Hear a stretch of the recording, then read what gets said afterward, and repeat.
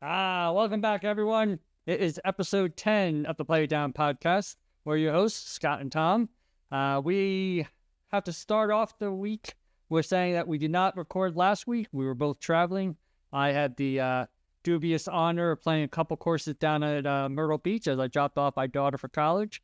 I played Barefoot Resort, has 4 courses. I was lucky enough to get onto the Greg Norman course. I also played Panthers Run down there at Ocean Ridge Plantation, another nice course. Did okay, shot a 80. Run any LIV golfers down there? No, they were in Indy last weekend. Oh, okay.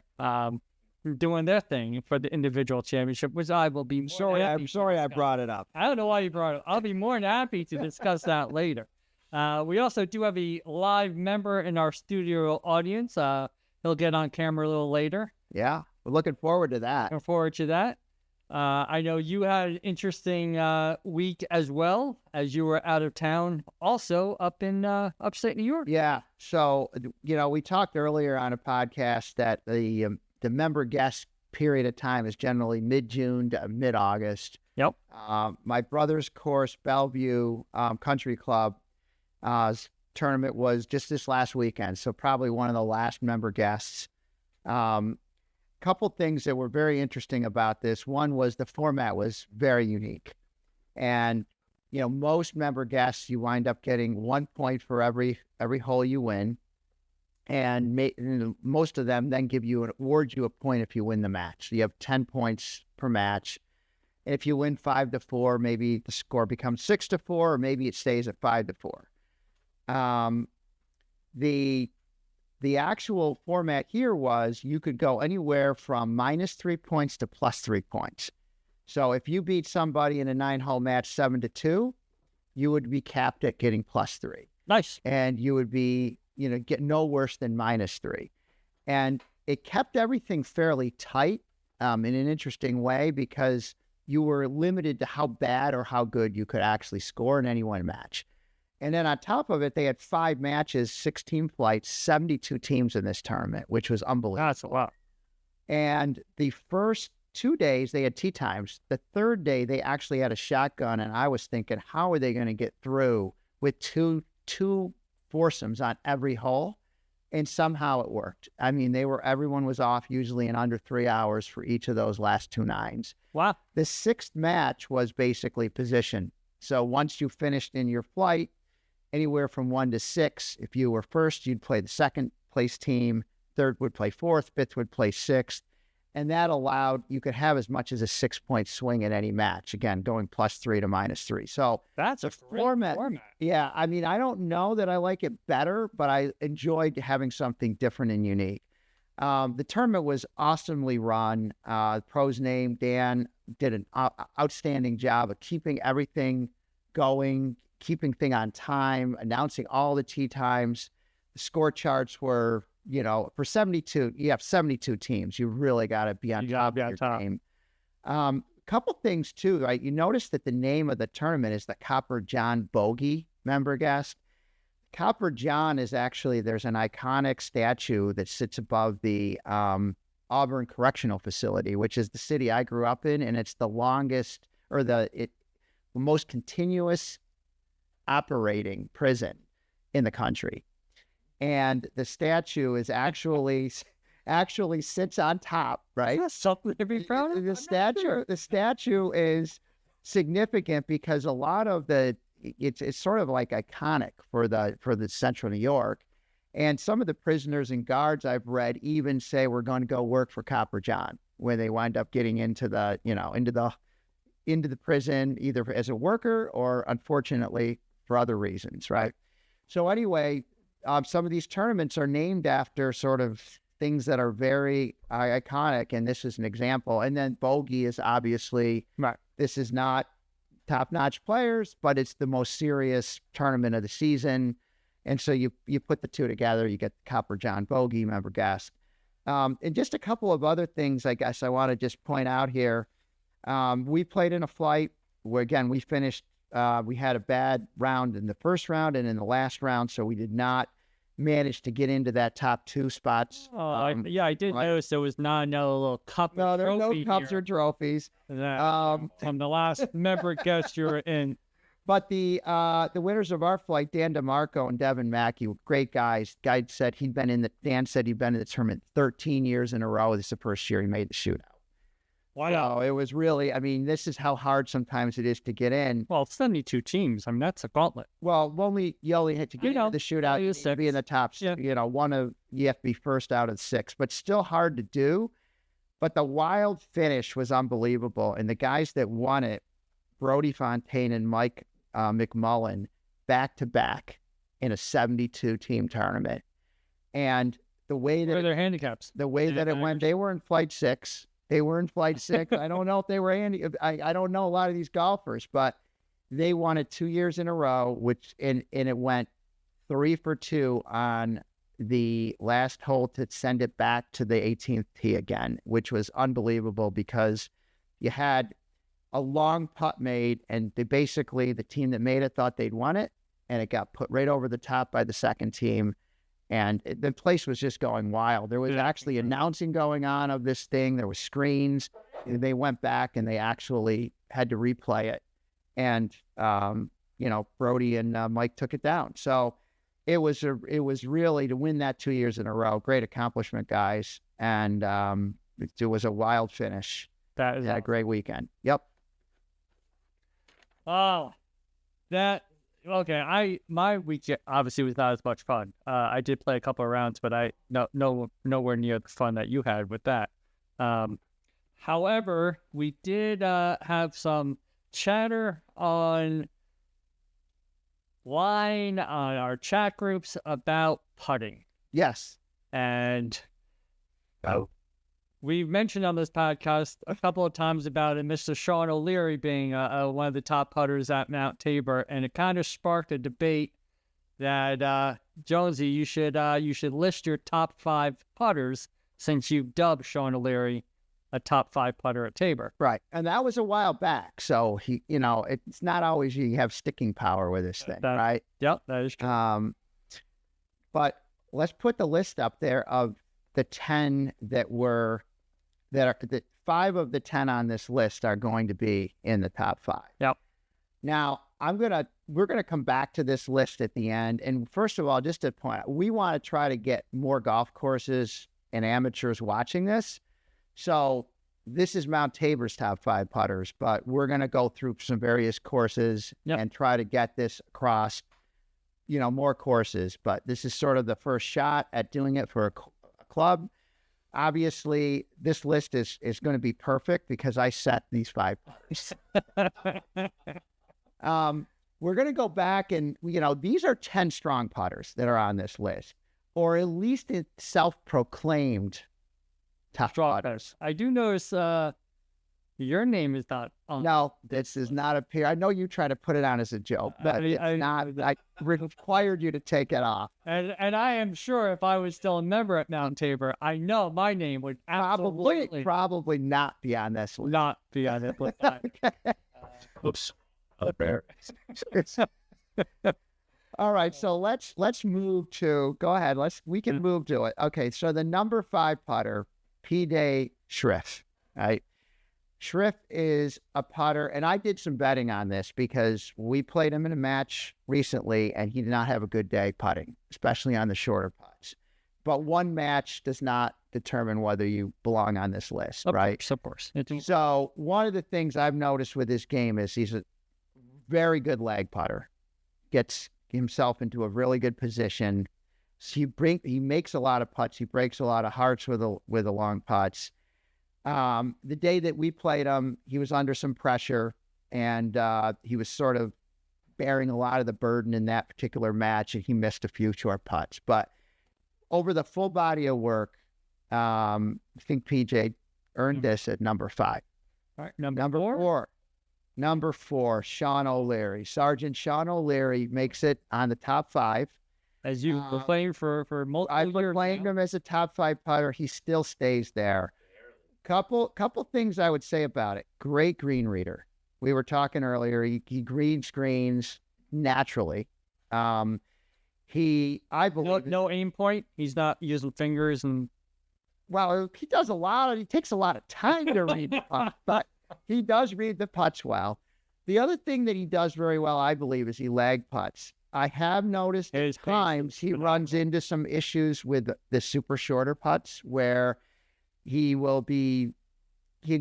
doesn't feel comfortable over it, but as a general rule, he will break your heart with those 10 to 20 foot putts. My favorite story with Sean was when we were playing in an outing and he got a call from a marketing guy. And the marketing guy was trying to sell him something. And instead of hanging up on him, O'Leary was actually having a conversation with him. I was there. And he was basically decided that he was going to keep the guy on the call while he made the putt. And he sank a 35 when he made the putt. And he made the putt. And then he announced to the guy that he made the putt in no uncertain terms. So, and I don't think he bought anything from the guy either. I don't think he's in the background telling us he didn't buy anything. So he is our special guest tonight for another segment, not because he's the number 4 putter. Number 3 putter, Bob Corey. Bob is plays in the early group on the weekends. I've played against him a lot. I just think he's an unbelievable putter with reading greens and making the putts when he needs them. But his skill to me is 8 to 12 foot putts. He seemed to go in all the time. 19th hole after a match. Yeah. And it was to tie.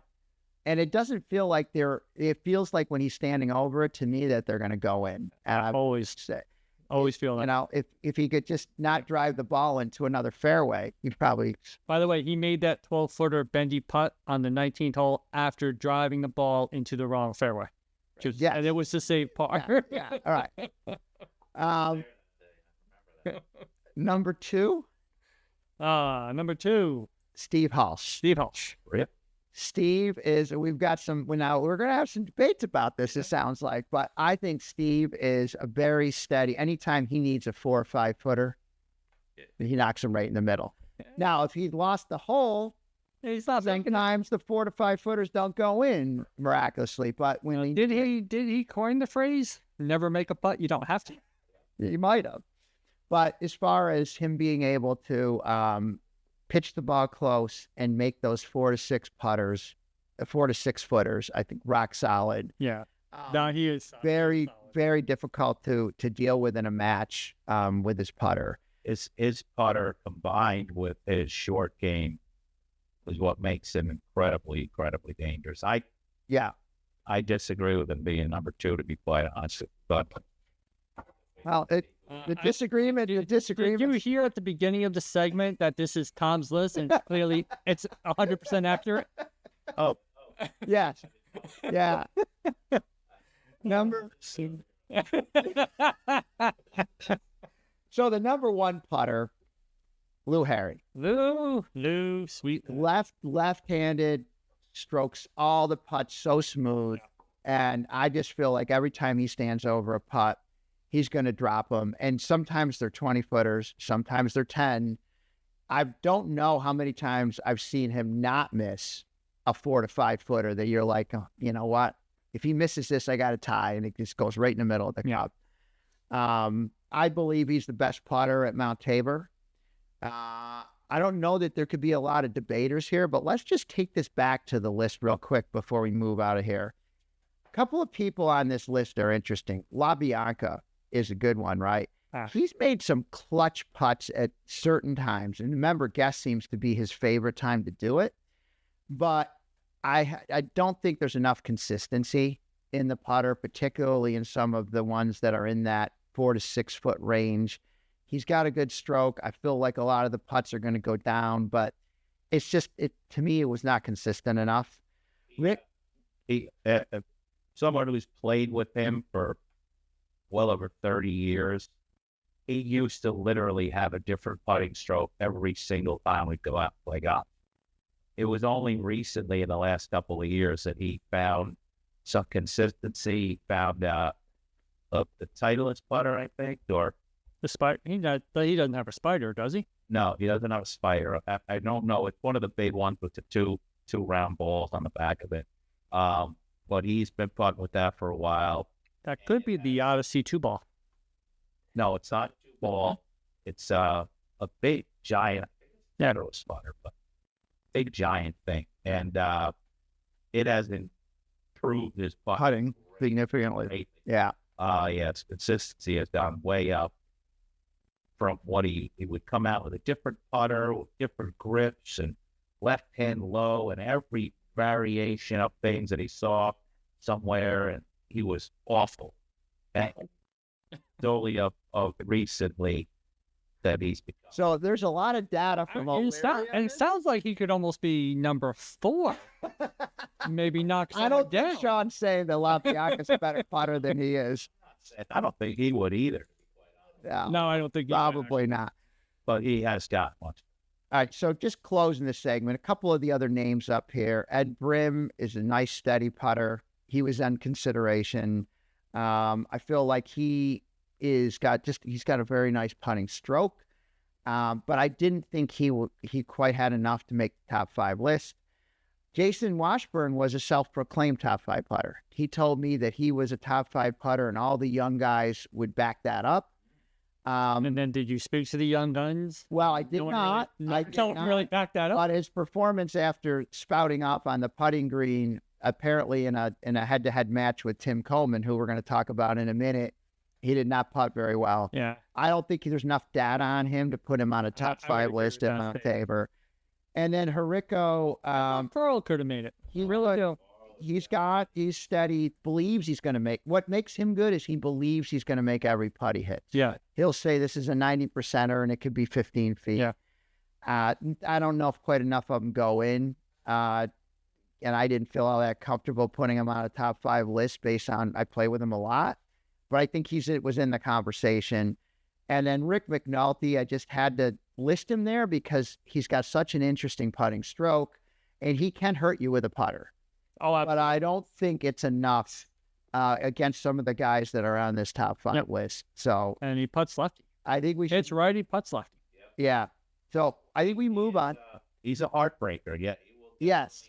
Drain some big putts on you, 20, 25 footers. Which counts for why you would be on the potentially on the top 5 list. Right. But yeah, the consistency I don't think is there for Rick. But definitely streaky good putter.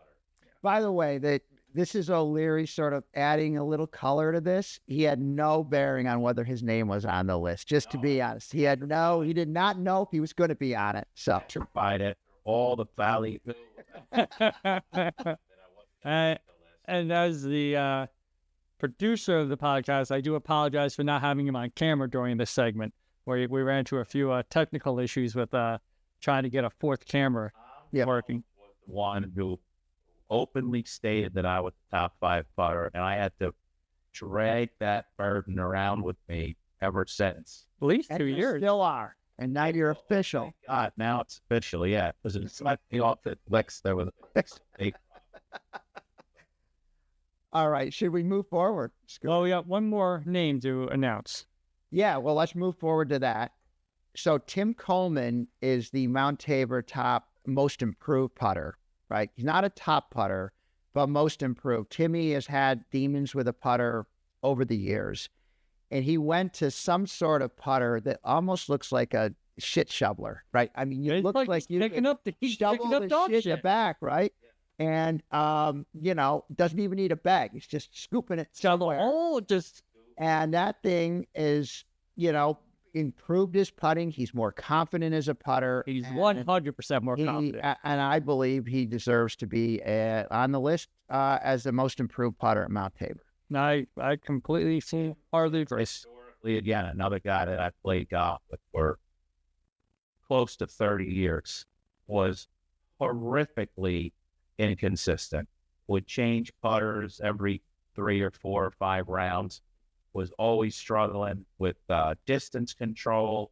I think he reads greens relatively well, but this new hideous putter that he has now definitely has increased his confidence, and he hits the ball towards the hole, generally with good speed, which is really one of the hallmarks of being a good putter. Yep. And I mean, he always likes it when you ask him whether you want the flag in or out right before you putt. So that's certain for him. He's one of those guys that enjoys. that. Yeah. Love that conversation. Yeah. Guy who there's a couple of them at Mount Tabor where you cannot even utter like 30 seconds before the putt has been struck. They lose their mind. Well, if you don't talk to their ball, Sean. That's what the To the ball, doesn't talk about the hole, don't talk about the pin, don't talk about the talk about their grip, their shoes, their outfit, their belt, their at anything like it, the wind, the guy with the blow, crusty on the roof. It's none of those things can be spoken about within the proximity of them addressing. Yeah. Dave meaning, I mean, Dave Gordon comes to mind as somebody who's in that category. All right. I think that closes this. I think so too. Oh God. So, where we know where. So we're gonna actually transition somehow to getting Sean on camera. We're gonna interview Sean now about his poker acumen, some of his time as a homicide detective, and how that has benefited him in his poker world. To introduce our first guest, Mr. Sean O'Leary. Welcome to the Play Down podcast. Good evening. Fresh out of the top 5. Yes. Congratulations on making the top 5, Mr. O'Leary. You must be feeling relieved that you got on that list after. Relieved after all of the stuff that was talked about on the Mount Tabor patio out there. Yeah. And there's some disappointed guys out there. I think Washburn's kind of disappointed. I think he thought he might have a shot at the list, but not proven enough yet to me. I know he's supposedly a good putter, but anyway, congratulations on getting on that list, and keep rising. Maybe next time you'll be the 1 or 2, you know? I got to get into the top 3. Yeah. Yep. So we wanted to bring Sean aboard. There's a lot of chatter about the O'Leary Institute for poker. Yeah. This is a sports podcast and betting podcast, so we like to have other avenues, and we have a pretty good little poker tournament that we've been running for 3 years going on, and actually the 3 of us started. This is a poker committee, right? This is a poker committee right here. We've The board spot. Sean O'Leary actually won the first Mount Tabor Poker Tour. I finished 3rd. That's my little trophy here, in case anyone. Nobody who cares about No the bronze. one cares about the 3rd bronze trophies. He should have worn the bracelet. He does have a championship bracelet. Well, you know what? While we're on this topic, why don't we talk about some recent successes of Sean? Understand he just performed very well in a tournament, which is going to set him up down at Harrah's. Sean, you want to talk about that for a couple minutes? Yeah, I play fairly regularly in a Greek over in Parsippany. My buddy Damon Bronte has a tournament Monday nights, and he put together a World Series of Poker circuit event buy-in tournament last Monday night, and the top 3 finishers in that got tickets to the World Series of Poker circuit event in Harrah's this weekend, and I'm playing in the main event on Friday morning at 10 o'clock. That's awesome. Now, does that go Friday, Saturday, Sunday, or is it, how does that work? 3 first days, there's A, B, and C. So Thursday, Friday, and Saturday play down to a certain number. I'm not sure exactly what it is. And they all move on to play on Sunday. They whittle it down to the final table and the ultimate champion. And now, does that get you a seat to Vegas, or do you have to win that circuit event to get into a bigger circuit event? No, this is the main event. So this is World Series of Poker. So you're one tournament away from Vegas. This is a smaller stakes than the true main event over in Las Vegas, the big one. But it is a pretty significant buy-in, and there's probably going to be over $1 million in prize money doled out. Wow. Hundreds hundreds of people playing in this thing. So Good luck with that. Hopefully you don't run into too many of some of the Tabor folk, the Tabor players who have crippled you at times up there. people might question my my practice methods by playing against some of our Mount Tabor's finest folks. You know what we need to do up here is we may need to have a top 5 ranking of poker players. There we go. And there's a few folks. I mean, Gary Trump will be in the conversation, I'm sure. Yes. You spoke. Or Trisler will think he's a top 5. remember, not Tyler 2.0, but remember Tyler 1.0, who tried to bluff me out of a hand to going all in. Oh, Yeah, Tyler 1.0 doesn't exist up there. No, that's no. I'm like, I literally stopped the game and be like, I need to understand what you were thinking. Yeah. I literally, his answer was, well, I was trying to bluff you out. I said, but you only had like $25 more money than I did. So Sean, let's kind of switch the topic here to your, some of the successes you've had in poker and how it connects back to your career as a homicide detective. Can you talk a little bit about your career for a minute or two, and then how that might help you on the poker table? Yep. So I worked in the Hudson County Prosecutor's Office Homicide Squad for 25 years. Oh, wow. Retired last June 1st. So Thank you for your service. thank you. Just completed my first year of retirement, and it's gone remarkably well. Golf game's gone. I was going to say, your handicap's gone down a bit. Hundreds of rounds of golf. I played a lot of poker, obviously culminating in this this upcoming tournament, and I'm enjoying retirement very, very much. I have a little job on the side with AT&T testifying in trials with phone records, which is one of my expertise that I gleaned in years of homicide investigations. Use phone records all the time. With it going into poker, we've done hundreds upon hundreds of interviews of people, both suspect interviews and witness interviews, and you just become comfortable with other people's quirks and mannerisms and how they answer questions truthfully and dishonestly, and you just kind of start picking up on those things, and it is an invaluable tool playing poker. Yeah, I do notice you're a little chatty sometimes at the table. I love chat. I love the chat because the old adage is that if they're talking, I'm working. So the more they talk, the more I'm picking up on. It may be the most subtle thing. And sometimes it's nothing. You can talk all night and get nothing out of somebody. But if you're talking and they're talking and the game is moving along, and I can watch somebody and pick up what they did maybe 3 or 5 hands ago and pick up on a pattern of some sort. Of course, you never tell them. Of course, that's the best way to play poker. Or you tell them something that's not quite true, right? The truth has no place in it. No. I get that. Right. So dishonesty is kind of the currency that we deal in. The way it has served me well. I'm not a great poker player by any means.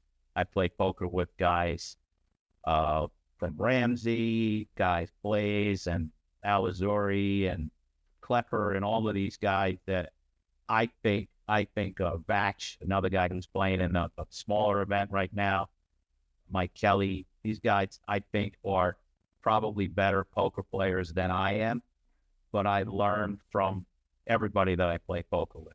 The one thing that I have found is that no matter what, I don't get intimidated very easily by other poker players. It takes me a while to kind of feel my way. Right. Again, that comes with the homicide training. You kind of find your spot. You have to listen a lot more than talk.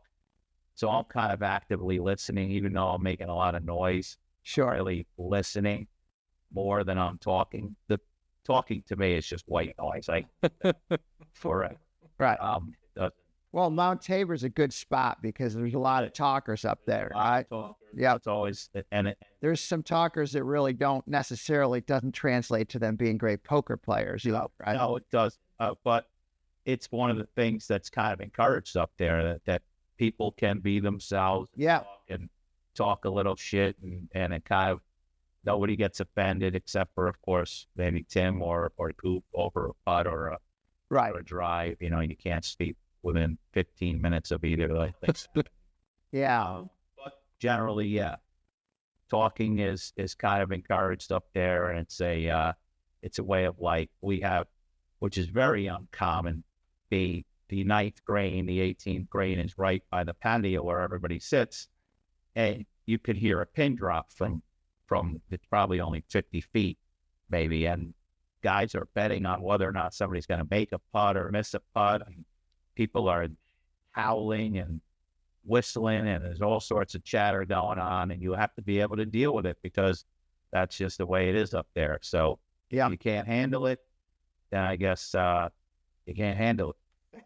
Because it usually doesn't drive. Even those people stick around. They still like it enough to stick around. So probably not going to change it much, but that's just the way it is. And it toughens us up. Just like playing in the sweeps makes you a better match player. Right. You have to have that experience. You have to know what it feels like in your guts to stand over a 5 or 6 footer to win 10 or 15 or 30 or $50 or whatever it may be. If you've never done it before and you're just sweeping those putts all week long, and then all of a sudden you got a 6-footer downhill to tie the hole or to win a match, you would hope that you have some experience to fall back. So that's and it's not unique to Mount Tabor, but Mount Tabor has its own unique little twists on it. Excellent. One final question, and this is sort of notice your observation powers in poker, your observation powers, right, in the job that you were in for 30 years. And I think it comes in handy to just be an observant person, which I know I'm not, right? My wife tells me that all the time. You're not observant about anything. I can't even pick up a towel on a golf course without help, right? So, but I've noticed when you watch other people drive or yourself drive, you are like a hawk finding that golf ball. Do you think that as far as like seeing where that ball goes from the tee and really paying attention, is that to you just sort of kind of brings everything together? Like you talked about the observation powers on the job that were required. The poker table has come in handy. Does it translate to the golf in your mind, or do you think maybe that's a stretch? I don't consciously think of it, but it's just something that I've done for a long time. I don't know if they're hand in hand with the homicide investigation, but it's just something that I do. I've gotten a lot of criticism about it. I stand there, especially if I get a good drive, and it doesn't need to be watched. It's right down the middle. I'll still stand there. You don't admire it for the longest of time. You wait till that thing stops rolling. If it's still shimmying, you're watching it. And then you're admiring the fact that you will still make a par from the creek when you don't hit a good drive. Yeah. You have to know where the ball is in order to be able to make that par out of the creek. I have a whole lot of great drives, so I have to admire the few, the small. We go where I want them to go. Right. Much more of a scrambler to make par from unknown places. That's right. My game, but yeah. So, but just looking for balls, I keep my eye on things. I don't go into a restaurant and sit with my back to the door. I'm always looking at things. I have attention deficit disorder. There's no doubt about it. I have like a. But it served you pretty well. Yeah, it served me pretty well. Still alive here, although the fact that many people have claimed that I wasn't going to be alive here, that threatened me and put bounties on my head. There's some mobsters from Eastern Europe that claimed that I wasn't going to make it. We're going to hire. If I'm going to hire, maybe I should be hiring Sean when I go to Las Vegas. But I've gotten this far, and yeah, it's been it. I had a very, very interesting career, my next career is going to be a lot lighter lift, playing poker and playing golf for a long time to come, make a little money on the side. I got a few little side gigs going. O'Leary Inc. is in full churn at all times. Well, feel free to like lay off the poker wins. Let some other people win. This year it'd be nice. Gary Trump would like a win. Trump is that's my training. I got to find some Gary Trumps down in it's not many people play like him. That's for damn sure. Jeff Halberstadt. Jeff.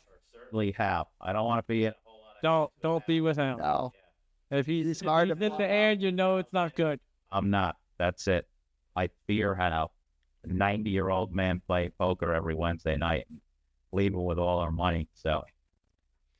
Well, thank you. All right. Well, Sean, thanks. This is an awesome segment. Your appearance, you'll be getting a Play It Down poker chip. I'll have another one. I think he's already got one. He might want. I think give him a ball mark. Maybe a ball marker. Yeah. This time. Yeah. We'll have to Play It Down. He likes the Steeler ball markers, though. Those are. Tom's giving me 3 or 4. Thank you again for coming. Thank you also for being here in our studio, which is not really a studio. It's the couch. It's my studio. It's a studio, Scooter. Yeah, quite a comfortable couch. We are going to pivot to our last tournament of the PGA season, the Tour Championship at East Lake. The Tour Championship at East Lake Golf Club in Atlanta, Georgia. It's a par 70 course, 7,400 yards. It's another Donald Ross design course. Translating, that means what, Tom? Accuracy over distance. Yes. And being good around the green. And being a top 5 putter like Sean O'Leary.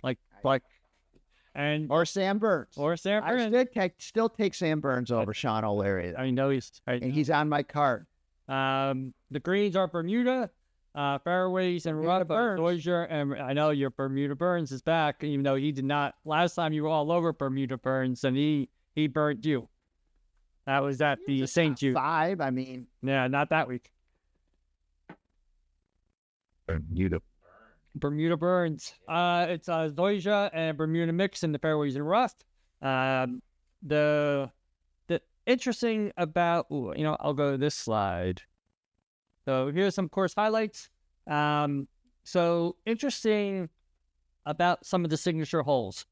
The hole 15 par 3 is the oldest island green in the United States. It's definitely one of its historical significance on that, which makes it a signature hole. Also, you gotta have a pretty precise tee shot. Hole 18 is a par 5.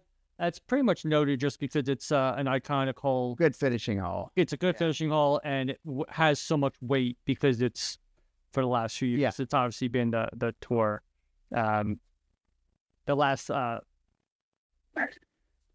tournament for the tour. Course strategy, a couple of things to take note from last year's tournament. The top 10 in driving distance, only 4 of them made the top 10 in the tournament. You're saying distance is not that important. However, the top 10 in accuracy, which actually was 11, there was 2 people tied for 10. 7 of those 11 made the top 10. Right. Shots gained, tee to green is the key. 8 of the top 10 in shots gained, tee to green were in the top 10. And this has pretty much been the way except for 2023. 2023 it was flipped. Driving distance ruled the roost. I think it was 8 of the top drivers were in the top 15. Is that the year McIlroy won? No, 2023 Victor Hovland won. Oh, really? Yeah. We have the past winners. Rory won in 2022.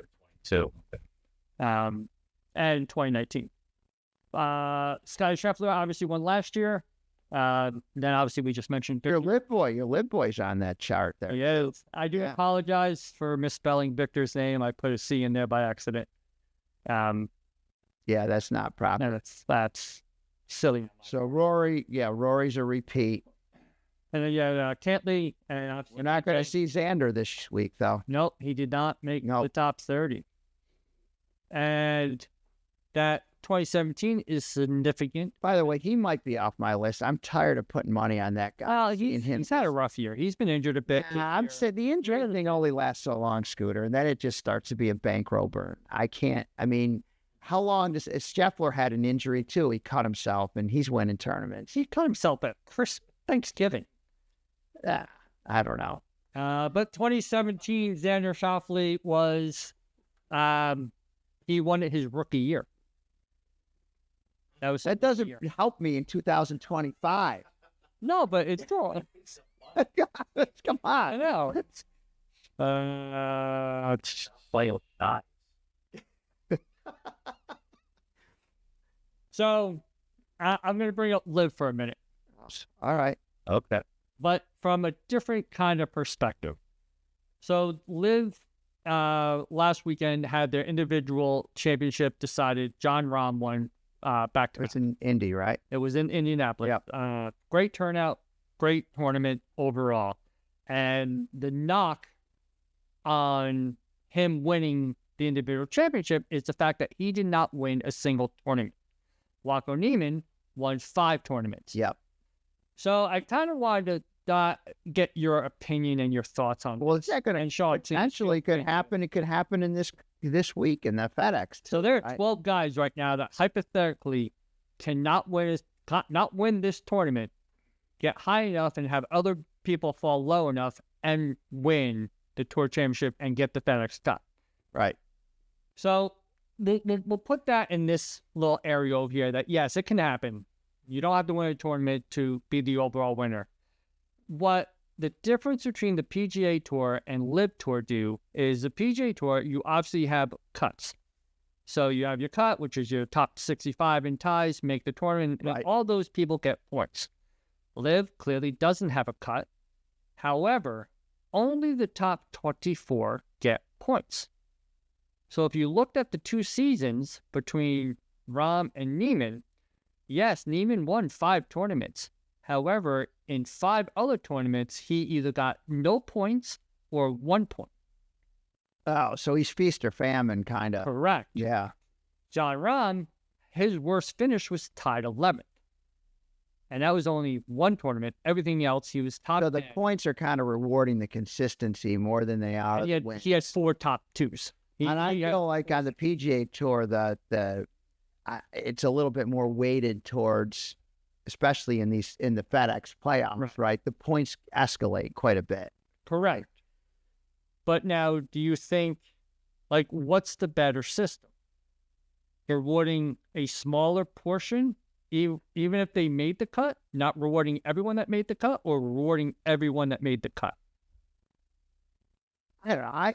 I guess personally that question's a little loaded because I don't really know what the right answer. LIV doesn't have enough players to really have a cut, so you're going to let them play through, right? Correct. Having a point where you delineate and say, okay, the top X are the ones that are going to score points. So if Neiman is going to finish 48th out of 54 in most of his tournaments, and then he pops up and wins 5 of them, and Rahm is finishing 8 or 10 every week, I think he's proving to be the better golfer. And if you looked at the right, I guess that was what to answer your question, I would say in that example, Rahm should win it.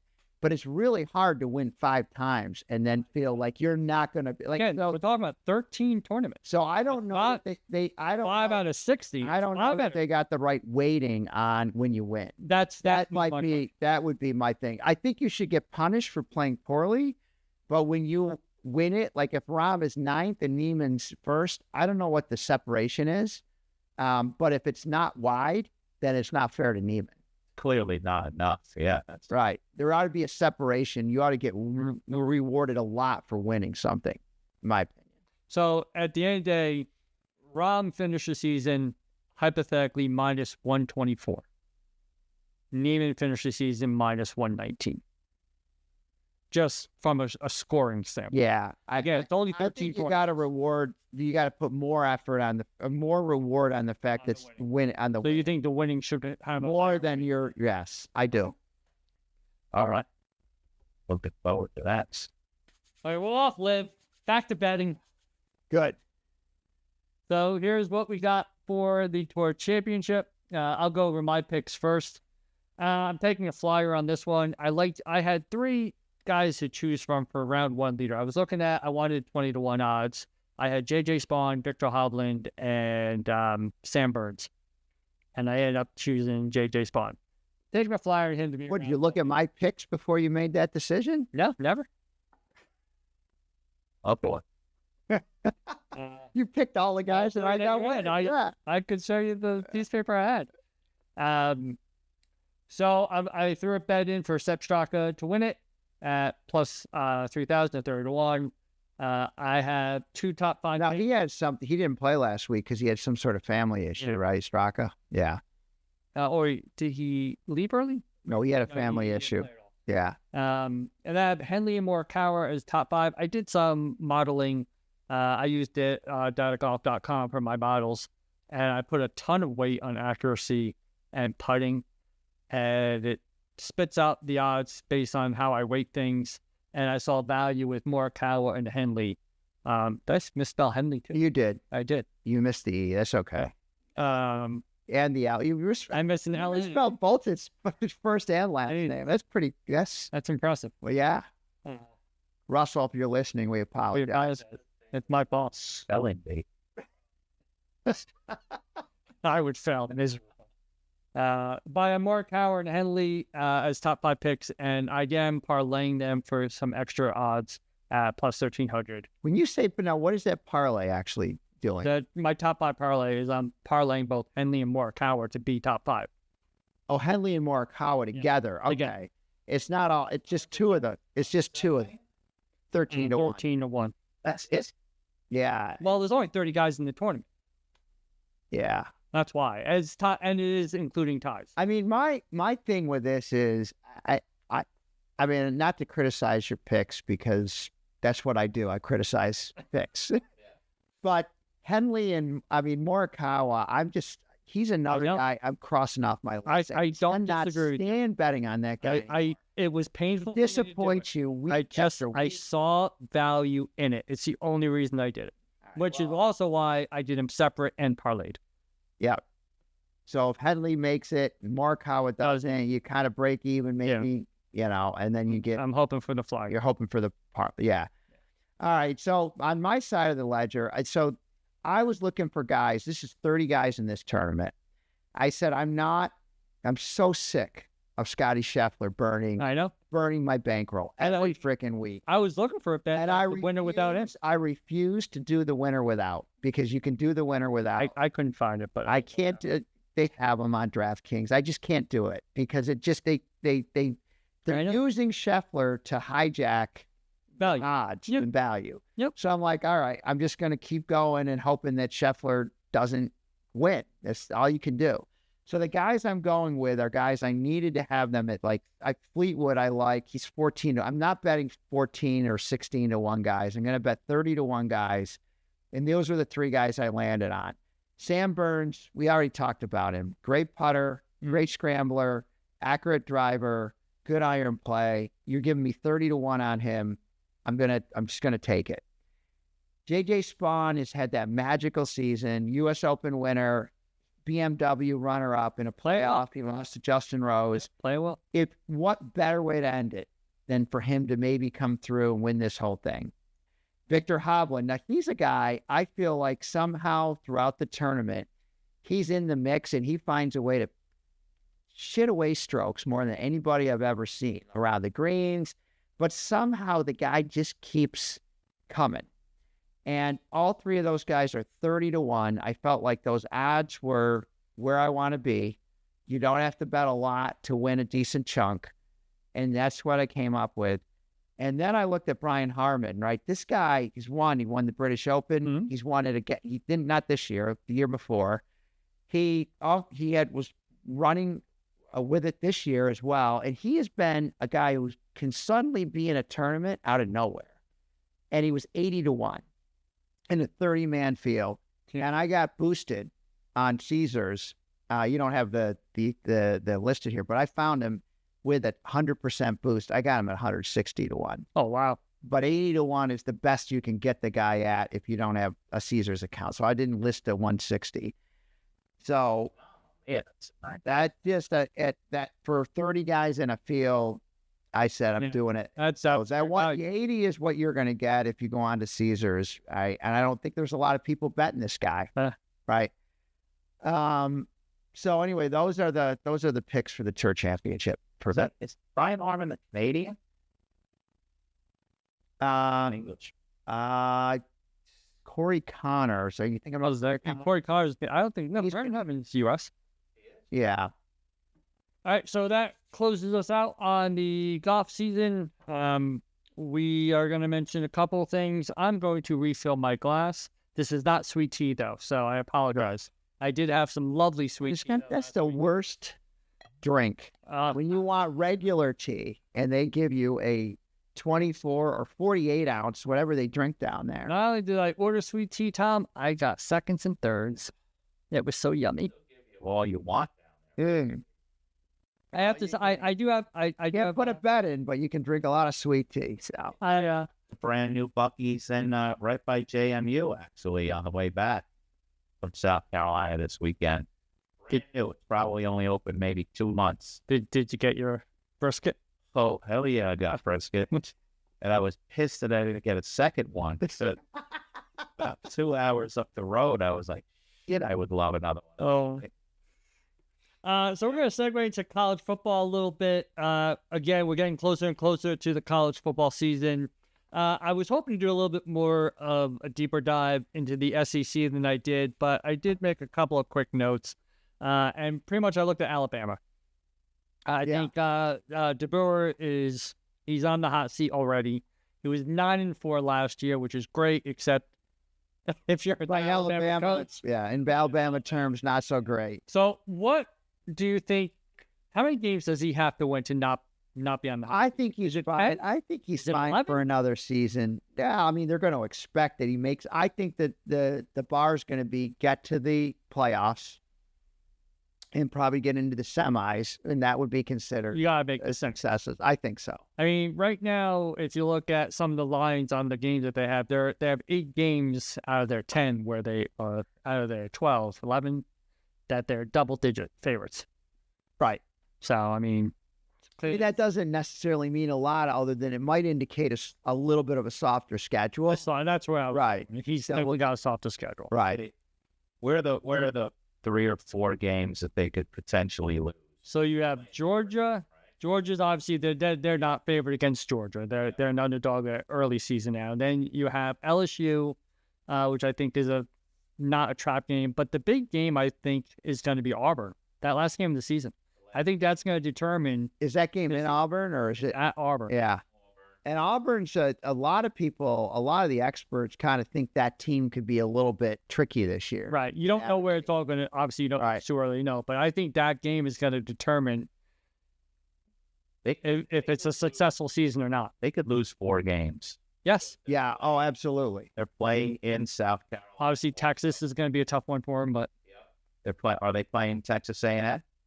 I did not see A&M, no. If they are, they're double-digit favorite.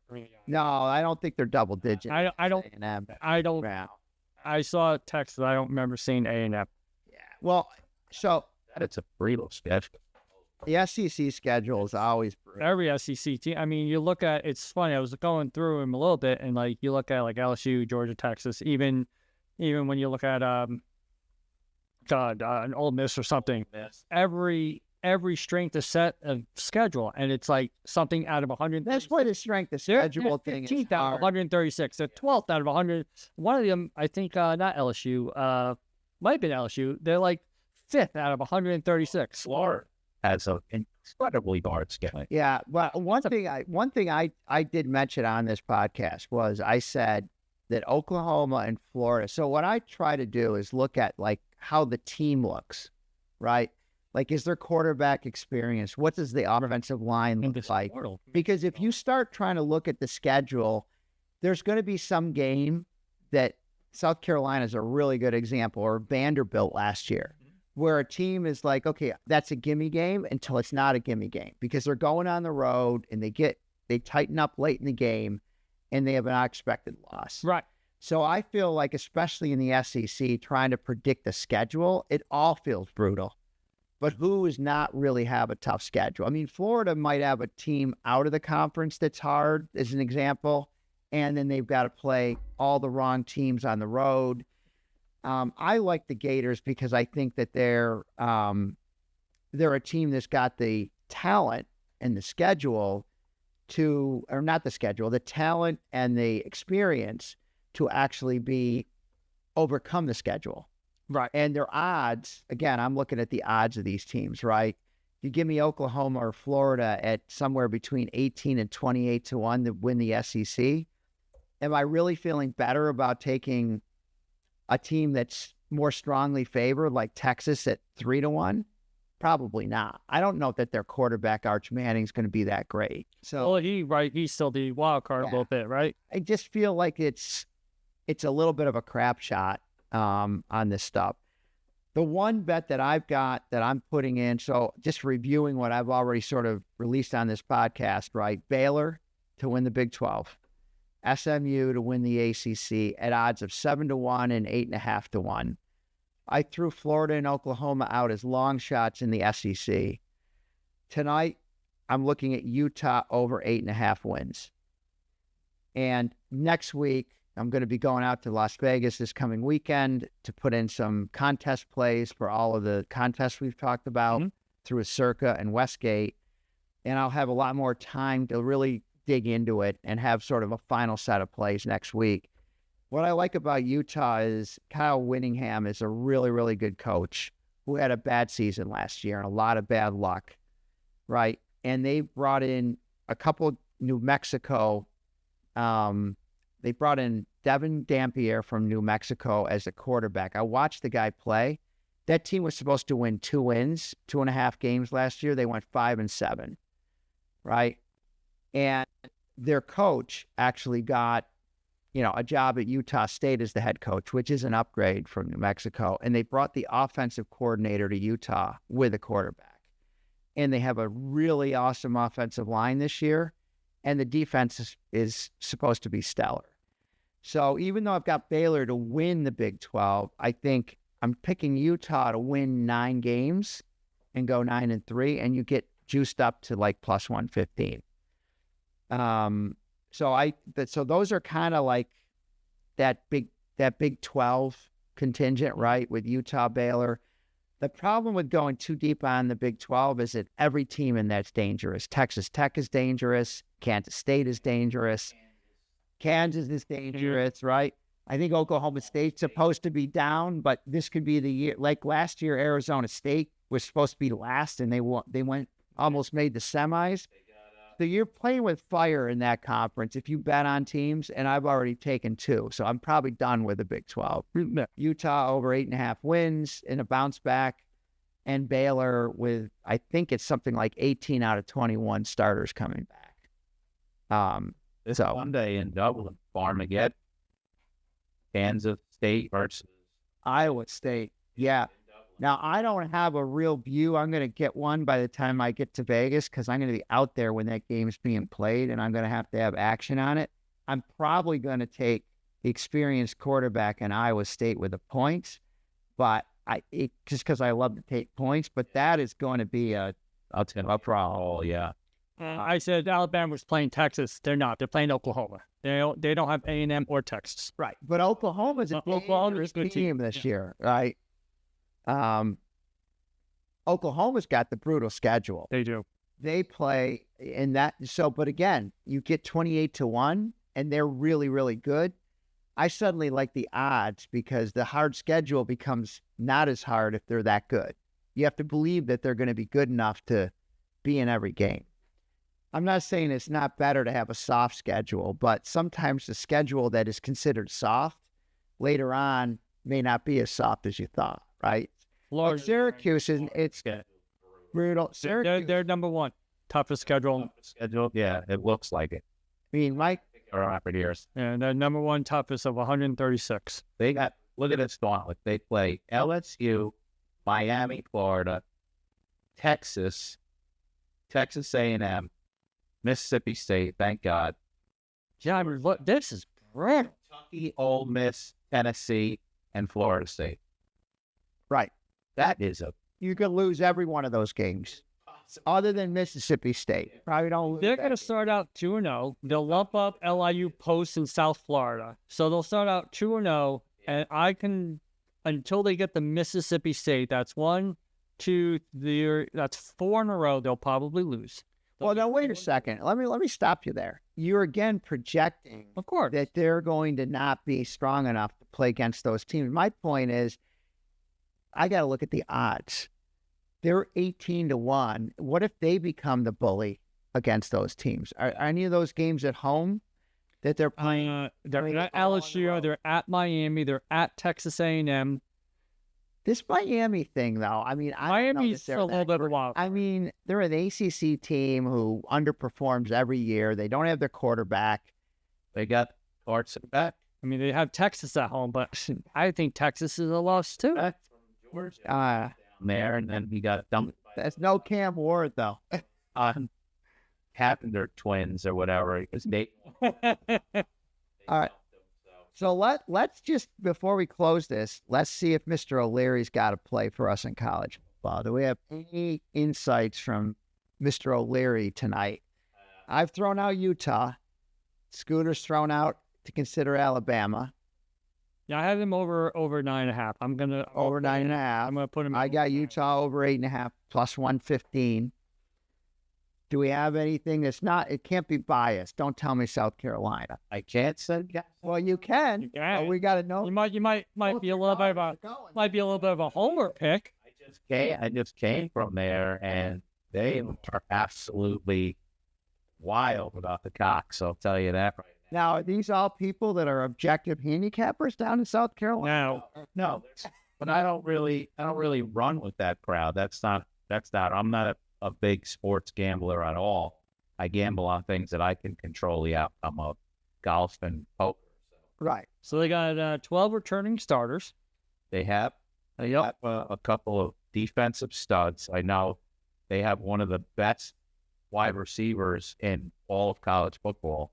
Some guy who's shaped like DK Metcalf. He's a giant, and he's absolutely ripped. They have Art Sellers. It was Yeah.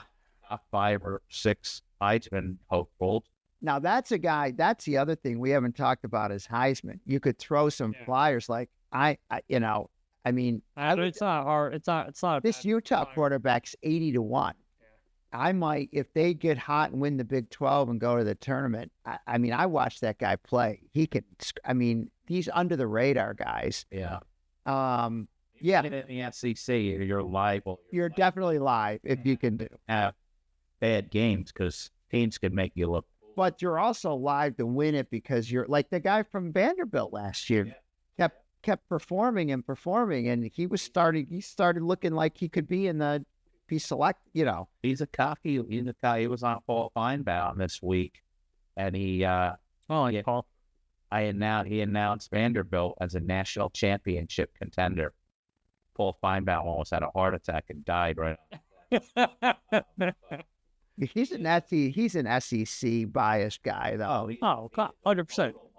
Sticker. I was gonna say I don't even think he hides it. I might take Jim Nance over that guy.